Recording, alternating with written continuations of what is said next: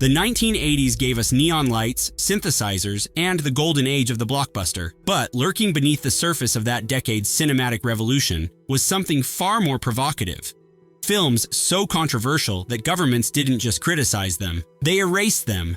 This isn't a list of movies that made critics uncomfortable. These are films that were seized by authorities, condemned by religious leaders, and in some cases, ripped from private homes by police. One documentary was so threatening that anyone who showed it had to register with the FBI. Another film was directed entirely from inside a prison cell. And one production was so chaotic that its own director, writer, and stars all demanded their names be removed. From papal condemnations to theatrical firebombings, these 10 films pushed the boundaries of what cinema was allowed to say. And the powers that be pushed back hard. You won't believe number 3. Mother's Day wasn't just another low-budget horror film from the early 80s. It was a movie so disturbing that British censors refused to even consider it for 3.5 decades. Directed by Charles Kaufman and released through Trauma Entertainment, the studio infamous for pushing boundaries, Mother's Day tells the story of 3 college friends whose camping reunion goes horrifically wrong. The film's combination of dark humor and unflinching content earned it an immediate reputation as one of the most transgressive pictures of its era. The British Board of Film Classification didn't just cut scenes, they rejected it outright. Australia followed suit in 1985. In the UK, that ban held for an extraordinary 35 years, making it one of the longest prohibited horror films in British history. It wasn't until February 2015 that 88 films finally released it for British audiences. Roger Ebert famously awarded it 0 stars, yet the film became a genuine cult phenomenon. Director Charles Kaufman eventually left filmmaking entirely to become a baker.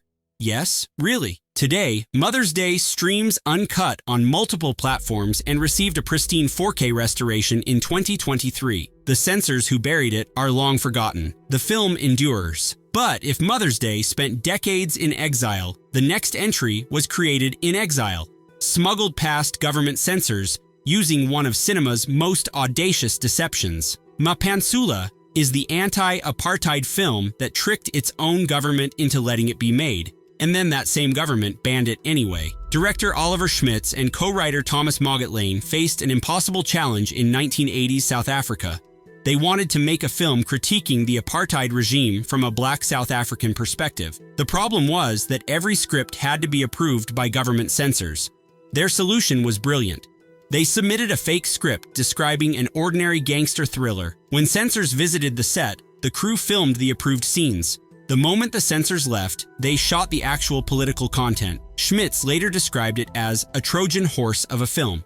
Mapansula screened publicly in South Africa exactly once before the regime banned it for communist content. Here's where the irony becomes absurd. Despite being forbidden in its home country, it was selected for Cannes and chosen as South Africa's official Oscar submission, a country's own Academy Award entry, banned by its own government. In 2023, a stunning 4K restoration premiered at Berlin, and the film finally screened in South African cinemas for the first time in 35 years. And yet, compared to our next entry, Mapansula got off easy.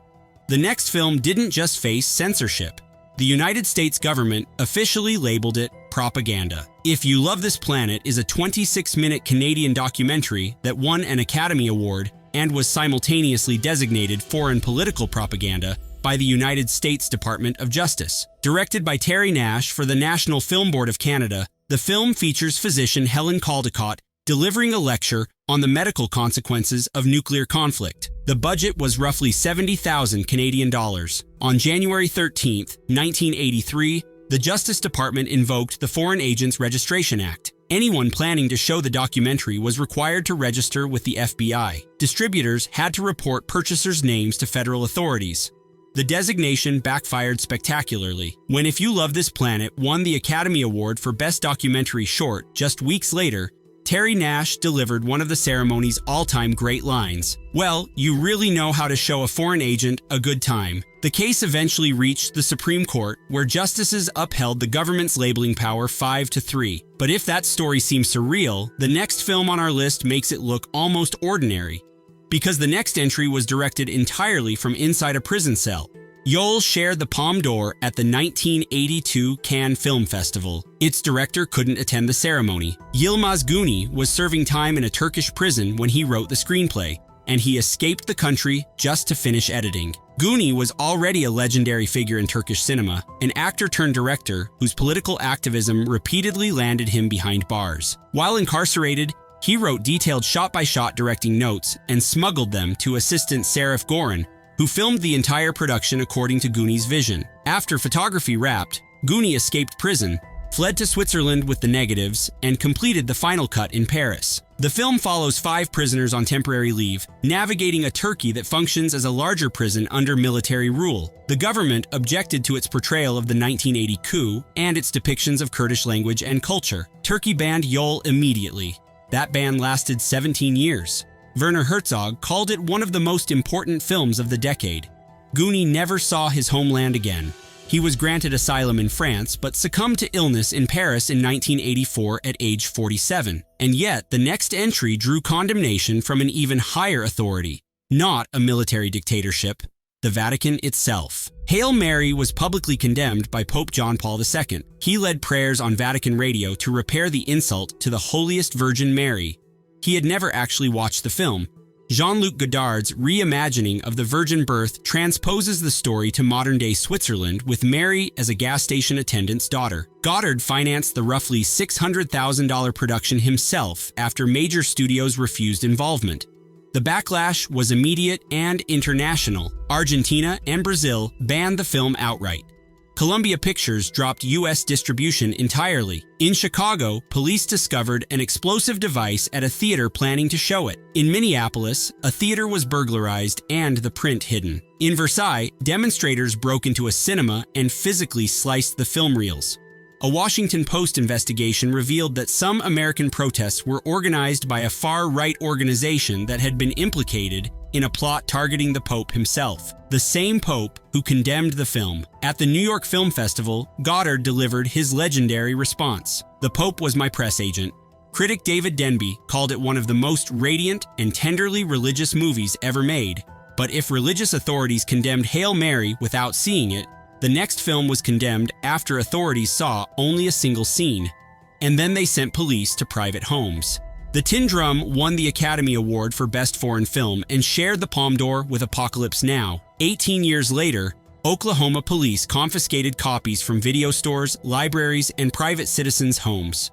Volker Schlondorff's adaptation of Günter Grass's acclaimed novel follows Oscar, a young boy in 1930s Danzig, who refuses to grow as a protest against the rise of fascism. The film was a critical and commercial triumph, becoming one of the highest-grossing German films of the decade. In 1997, a group called Oklahomans for Children and Families brought the film to authorities. District Court Judge Richard Freeman, who reportedly viewed only a single scene, declared the Tin Drum obscene. Police confiscated copies without warrants. Anyone who possessed a videotape faced up to 20 years in prison. Federal Judge Ralph Thompson eventually overturned the ruling, declaring the seizures unconstitutional. The ironic aftermath was that the Tin Drum became the most rented foreign film in Oklahoma video stores. The Criterion Collection DVD includes a documentary about the controversy titled Banned in Oklahoma, but that was just a temporary suppression.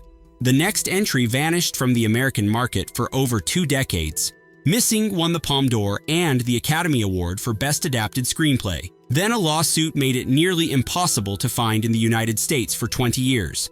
Directed by Costa Gavras and starring Jack Lemmon and Sissy Spacek, Missing tells the true story of American journalist Charles Horman, who disappeared during the 1973 Chilean coup. The film directly implicates U.S. officials in the cover-up. Chile banned Missing for the entire Pinochet dictatorship, from 1982 until 1990. In the United States, former Ambassador Nathaniel Davis filed a defamation lawsuit in 1983. The legal pressure caused the VHS version to be pulled from the market. Missing effectively vanished from U.S. home video for more than 2 decades, not reappearing until a 2004 DVD release. Jack Lemmon once recounted receiving an invitation to the Reagan White House. The president mentioned he had seen an advanced screening. When Lemmon asked what he thought, Reagan just smiled and said nothing. A Palme d'Or winner, an Oscar winner, and a film that spent 2 decades in distribution limbo. But all of that pales in comparison to the production chaos of our next entry. And trust us, you won't believe number 3. Caligula is perhaps the most notorious film ever made. Its director disavowed it. Its screenwriter sued to have his name removed. Its stars were horrified by the finished product. And after all that, it was seized by authorities on 3 continents. Gore Vidal was paid $200,000 to write a screenplay about the infamous Roman emperor. Bob Guccione, founder of Penthouse magazine, financed the production. When Malcolm McDowell asked why a pornographer was backing the film, Vidal quipped, "Malcolm, just think of him as one of Warner Brothers." The production descended into chaos. Guccione fired director Tinto Brass before editing and hired someone else to shoot additional explicit scenes without the consent of the principal cast. Both Vidal and Brass sued to have their names removed. Helen Mirren described the final product as an irresistible mix of art and genitals. U.S. Customs confiscated footage when Guccione attempted to import it. Italian police seized prints within 6 days of the Rome premiere. The UK required over 50 cuts, and the uncut version wasn't approved until 2008. Australia didn't lift its ban until August 2021, 41 years after release. Guccione invested $22 million of his own money. He had to rent theaters himself and fight legal battles across multiple jurisdictions. In 2023, a preservationist premiered an ultimate cut at Cannes, re-edited from recovered original negatives. 70% of the footage had never been seen. But if Caligula was chaos captured on film, the next entry built its own censorship directly into the script. And then censors did exactly what the filmmakers predicted. Monty Python's The Meaning of Life won the Grand Jury Prize at Cannes. Ireland banned it anyway. At the time, Ireland had banned exactly 4 films in total. Terry Jones had directed 3 of them. The Pythons' final original film features their signature absurdist humor applied to life's biggest questions. The musical number, Every Sperm is Sacred, is a lavish production satirizing religious prohibitions on contraception, featuring Michael Palin surrounded by 63 children. Ireland censors objected and banned the theatrical release outright. The ban was functionally meaningless. The film was widely available on UK videocassette. But the film's most remarkable moment comes at the very end. After revealing the meaning of life itself, the lady presenter makes an announcement. And finally, here are some completely gratuitous images to annoy the censors and to hopefully spark some sort of controversy. The Pythons built their own censorship prediction directly into the script. Ireland obliged them perfectly. The Irish ban has become just another punchline. But our number 1 entry is no joke. It sparked the largest protest in Hollywood history, resulted in a cinema firebombing that left 13 people injured, and remains banned in 2 countries to this day. The Last Temptation of Christ drew 25,000 protesters to Universal Studios on opening day. That remains the largest single-day demonstration against a film in American history. And here's what makes it so haunting. The director was a devout Catholic who once seriously considered becoming a priest. Martin Scorsese had wanted to adapt Nikos Kazantzakis' novel for over a decade. He once said that his whole life had been movies and religion, nothing else. Paul Schrader wrote the screenplay. Willem Dafoe starred as Jesus, with Harvey Keitel as Judas and David Bowie as Pontius Pilate. Barbara Hershey, who plays Mary Magdalene, had given Scorsese the novel 16 years earlier on the set of another film. The budget was just $7 million, slashed from the original $20 million after evangelical groups flooded Paramount with 500 protest letters per day, forcing the studio to abandon the project. Universal picked it up years later. The film imagines Jesus experiencing a final temptation on the cross, a vision of an ordinary human life with marriage, children, and old age. He rejects the temptation and chooses sacrifice.